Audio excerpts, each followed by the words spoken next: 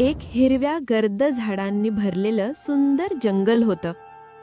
सकाळच्या उन्हात सगळं झगमगत होतं.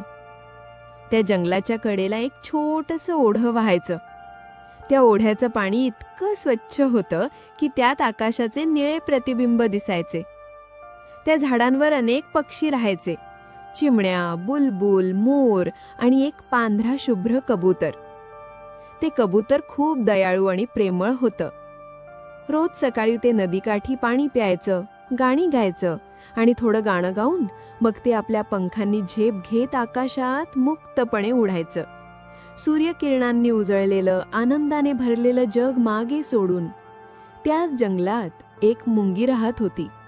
लाल, चुटूक आणि थोडीशी नाजूक अशी. एके दिवशी दुपारी ती लहानशी मुंगी नदीकाठी आली. ती खूप तहानलेली होती. तिने पाण्याच्या काठी जाऊन पाणी प्यायला सुरुवात केली, पण पाय घसरला आणि ती थेट पाण्यात पडली. "अगं बाई, आता मी बुडणार," ती मुंगी धडपडत म्हणाली. लहानशी असली तरी ती जीवासाठी झगडत होती. तिचे पंख नव्हते, त्यामुळे ती पोहू शकत नव्हती. तेवढ्यात वरच्या झाडावर बसलेला तोच कबूतर हे सगळं पाहत होता.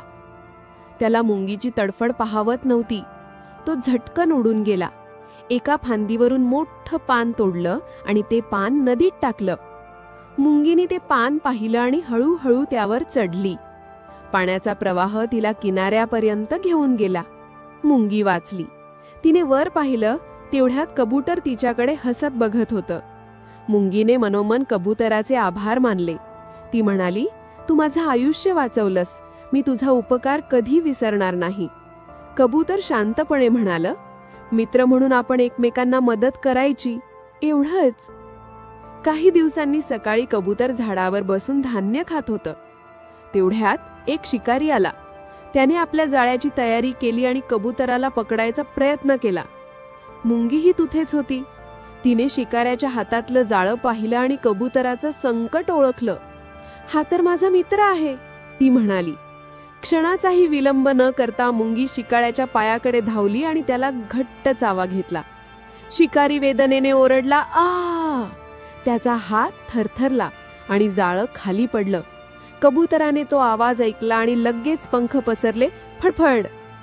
तो आकाशात उडून गेला आणि सुरक्षित ठिकाणी गेला. थोड्या वेळाने कबूतर खाली उतरले आणि मुंगी समोर आलं.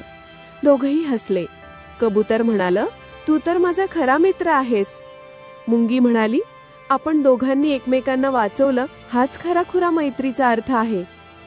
बोध: जो दुसऱ्याला मदत करतो त्याला संकटात नेहमी मदत मिळते. लहान असणं म्हणजे कमकुवत असणं नाही. उपकार विसरू नयेत.